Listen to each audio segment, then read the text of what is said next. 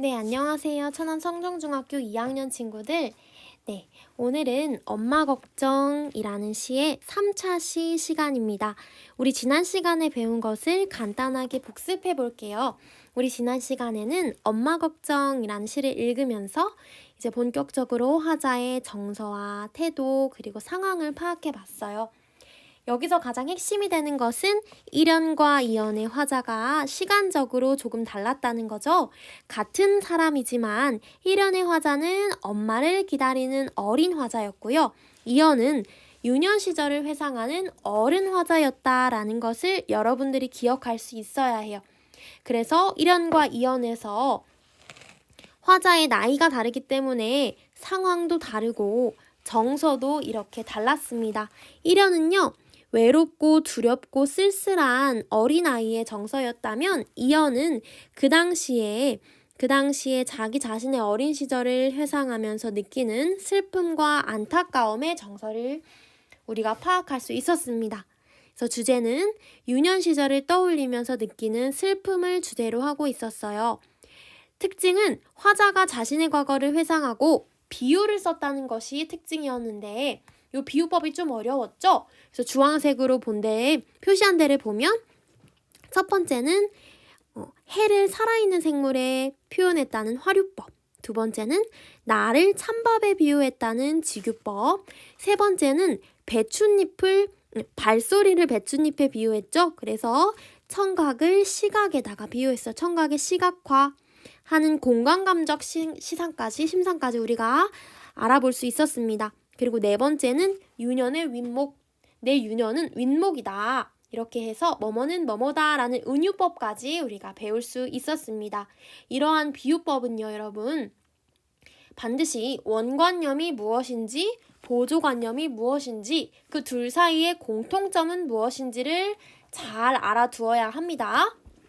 자, 그러면 오늘은 학습활동의 문제를 풀어보면서 한번 마지막으로 정리해보는 시간을 가질 거예요, 여러분. 여러분들이 선생님이 시간을 줄게요. 잠깐 영상을 멈추고 스스로 푸는 시간을 가져봅니다. 다 푼 후에 영상을 다시 재생해 주세요. 자, 시작하세요. 자, 여러분, 다들 풀고 왔죠? 네, 다들 풀고 왔을 거라고 선생님은 정말 굳게 믿고 있어요. 자, 그러면 내용학습부터 한번 같이 볼게요. 자, 1연과 2연은 시간적인 배경이 달랐어요. 1연은 유년 시절이었다면 2연은 현재가 되겠죠? 네, 유년 시절의 화자의 상황은 엄마가 지금 시장에 갔다. 요게 바로 이 시의 내용이겠고, 그 다음에 나는요, 나는 집에서 그 누구도 없이 혼자 숙제를 하면서 어떤 상황? 엄마를 기다리는 상황. 좋아요. 나는 집에서 혼자 숙제를 하면서 엄마를 기다리는 상황. 그리고 2연에서는 현재가 됐죠? 그래서 어른 화자인 나가 유년 시절을 회상한다. 이렇게 내용을 정리해주면 아주 완벽하겠습니다. 자, 조금 달라도 괜찮아요, 여러분? 이 시에서는 다양한 표현법이 나왔어요. 선생님이 예를 들면 여기다가 많이 표현을 해줬는데 반복법도 쓰였죠. 안 오시네, 안 들리네. 또 4가지의 비유법도 이야기를 해줬고요. 그 다음에 여러 가지 심상에 대한 이야기도 해줬어요. 이 중에서 이건 답이 없죠. 어떤 표현이 가장 인상 깊었는지 한번 이야기를 해보세요. 여러분들이 과연 어떤 표현에 가장 눈길이 갔는지 정말 궁금한데 그 중에서도 선생님이 가장 인상 깊었던 부분을 여러분들에게 소개하자면 첫 번째로는 배춧잎 같은 발소리. 이게 조금 인상적이었어요. 왜냐하면 선생님은 한 번도 발소리가 뭔가 생김새가 발소리라는 청각을요 시각과 연결지어서 생각해 본 적이 없는 것 같아요. 그래서 이게 바로 뭔가 진짜 터박터박하는 발소리가 배춧잎 같다는 생각이 들거든요. 그래서 지치고 고된 엄마의 모습이 바로 떠올라요. 바로 떠오르고 그런 엄마를 걱정하는 나의 마음도 느껴집니다. 그래서 요거 하면서 선생님이 공감각적 심상이라는 것을 잠깐 공감각적 심상이라는 것을 잠깐 이야기를 했는데요. 공감각적 심상은 여러분 뭔가 감각이 두 가지가 동시에 있다 이렇게 생각해주면 돼요. 예를 들어서 선생님이 하나 예를 가져왔는데 뭔가 푸른 종소리 생각해볼까요? 푸른 종소리.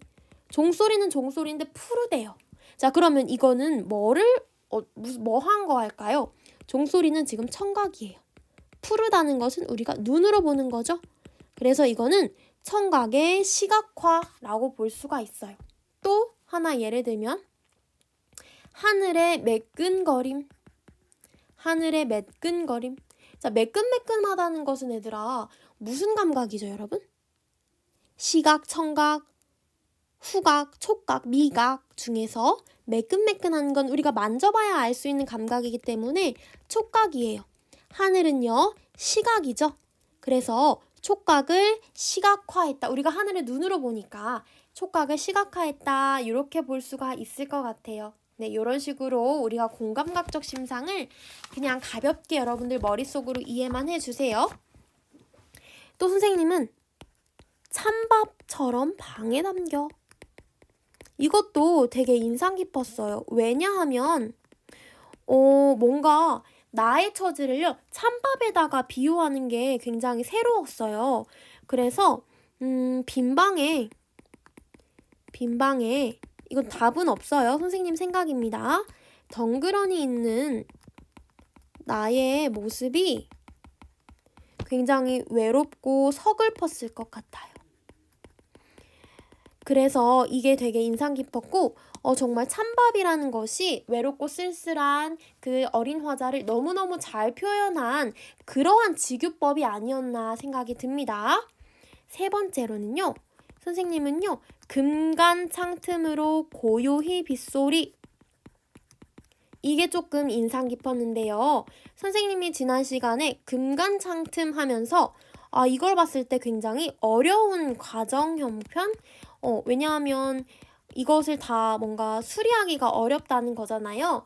그런 걸 보면서 금간창틈 혼자 있는데 창틈이 금 같어요. 그러면 막 소리도 슝수용 막 창이 덜렁덜렁거리고 얼마나 어둡고 무서웠을까.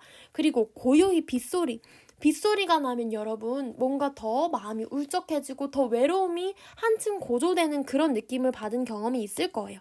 자, 그래서 이걸 보면서 뭔가 더 고요히 들리는 빗소리 그리고 금간창틈으로 들리는 바람소리가 뭔가 외로움을 더욱더 강조하는 것 같다라는 느낌이 들었어요. 정말이에요. 정말 바람소리, 빗소리 들으면 더 외로워지는 그런 느낌이 있는 것 같아요.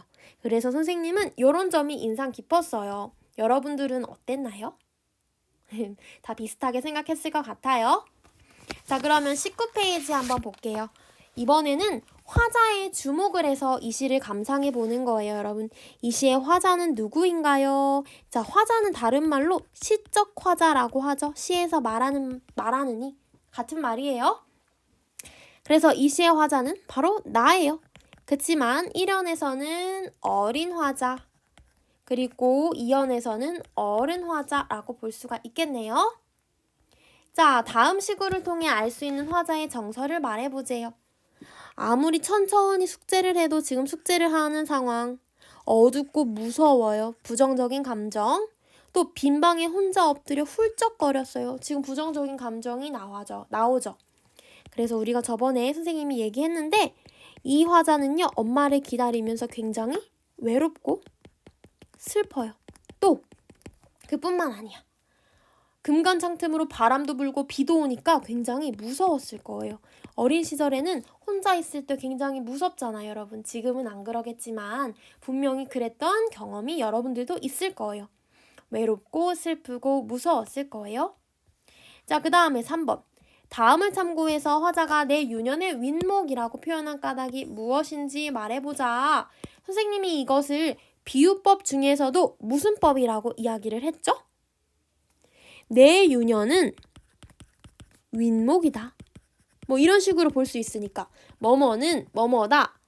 이거는 바로 직유법이 아니라 은유법이죠. 직유법은 뭐뭐처럼, 뭐뭐 같은 이라는 단어가 나와야 돼요. 그렇지만 뭐뭐는 뭐뭐다 라는 걸 봤을 때 이거는 은유법이에요. 자, 그래서 은유법과 관련해서 우리 지난 시간에 배웠던 걸 복습해보면 원관념과 보조관념이 있었어요. 원관념은 내가 진짜 표현하고자 하는 거. 보조관념은 그것을 더 효과적으로 표현하기 위해서 원관념과 비슷한 도구를 내세우는 거죠. 그래서 원래는 유년 시절을 표현하고자 했는데 그것을 바로 윗목이라는 보조관념에 빗대어서 표현을 했어요. 자, 그런데 선생님이 원관념과 보조관념 사이에는 항상 공통점이 있어야 한다고 했죠. 그 공통점을 맞춰보세요 하는 것이 3번 문제의 핵심입니다. 자, 윗목이라고 하는 것은 온돌방에서 아궁이로부터 먼 쪽의 방바닥 불길이 잘 닿지 않아서 차가워요. 선생님이 얘기했어요. 윗목과 반대되는 것은 아랫목이라고 했죠.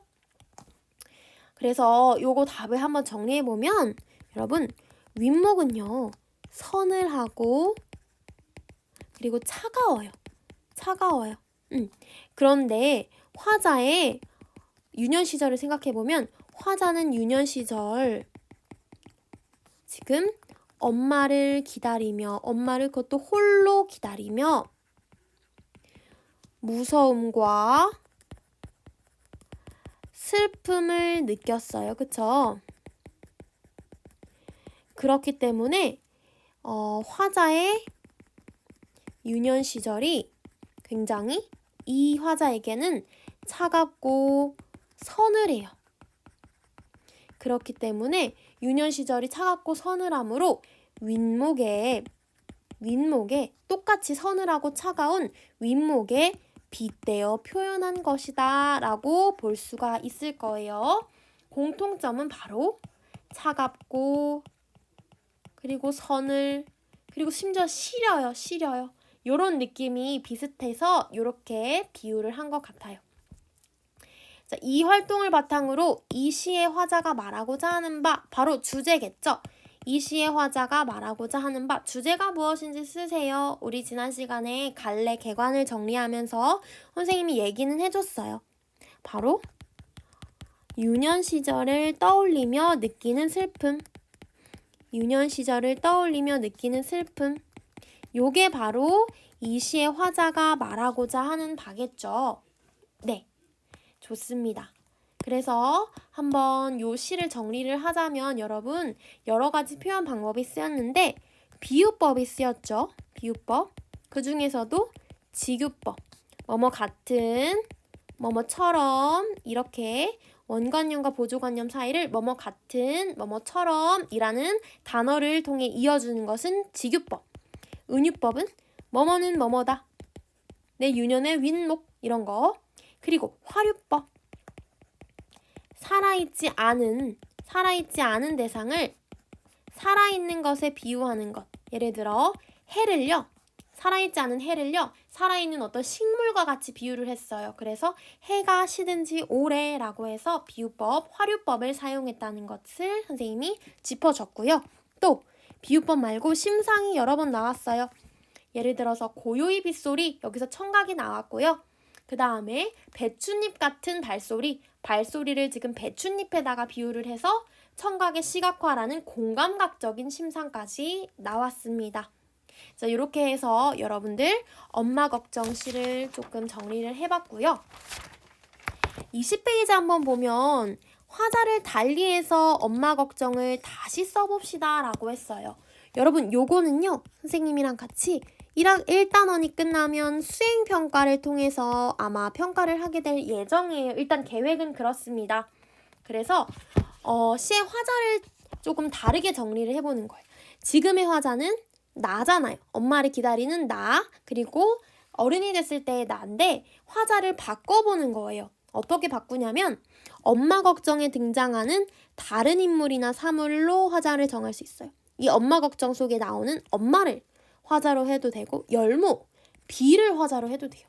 또 아예 등장하지 않은 인물이나 사물을 화자로 정할 수 있어요. 예를 들면 친구, 지금 옆집 살고 있는 친구, 화자로 설정할 수 있고요. 옆집 사람, 달, 화자를 지금 지켜보고 있는 달의 입장이 되어서 엄마 걱정을 새로 써볼 수가 있습니다. 자, 한번 예를 들어서 선생님이 엄마를 화자로 한번 바꿔볼게요. 아이를 남겨두고 열무를 팔러 시장으로 떠는 엄마를 화자로 정했어요. 그 이유는 조금 엄마의 상황, 엄마의 마음을 표현하고 싶어서. 이거 예시예요, 여러분. 엄마로 하지 않아도 좋습니다. 자, 그래서 화자를 엄마로 설정하고 있다면 화자는 무엇을 하고 있나요? 아이를 집에 두고 시장에 열무를 팔러 갔던 예전 기억, 옛날 기억을 회상하는 그런 상황이라고 설정을 할 수가 있겠죠. 또 화자의 마음은 어떠한가요? 아이가 굉장히 걱정됐을 것 같아요.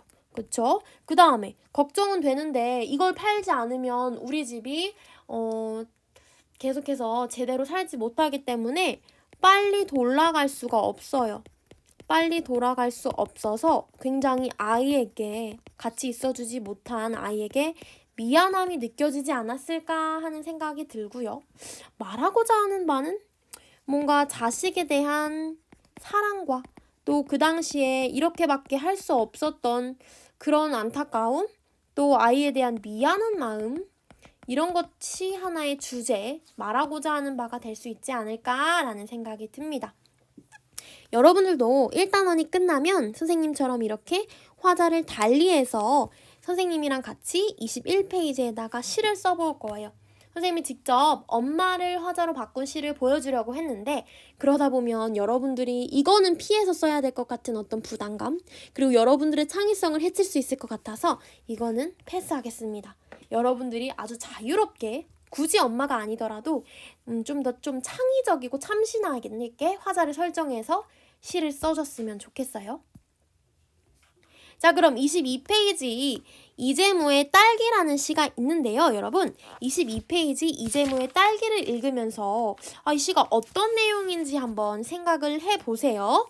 이걸 생각을 해보면서 여러분들 선생님이 이제 다음 시간에 프린트를 나눠줄 건데 이 프린트에다가 어떻게 엄마 걱정이라는 시를 정리할지, 화자의 특징은 뭐로 할지, 그리고 화자의 상황, 정서, 태도를 어떻게 기호로 표현을 했는지 생각을 해보면서 여러분들 오늘 숙제로 이재무의 딸기에서 화자가 누군지 한번 찾아보는 거, 화자가 누군지, 그리고 화자의 상황은 무엇인지 파악해보는 것이 오늘의 숙제입니다. 그래서 오늘 수업은 이렇게 학습활동 2번까지 했고요. 다음 시간에 선생님이랑 같이 딸기라는 시를 읽으면서 화자의 상황 파악해 볼 거고요. 그 다음에 여러분들 화자의 상황을 파악하고 프린트도 같이 한번 풀어보도록 하겠습니다. 자, 오늘도 너무 수고 많았어요, 여러분.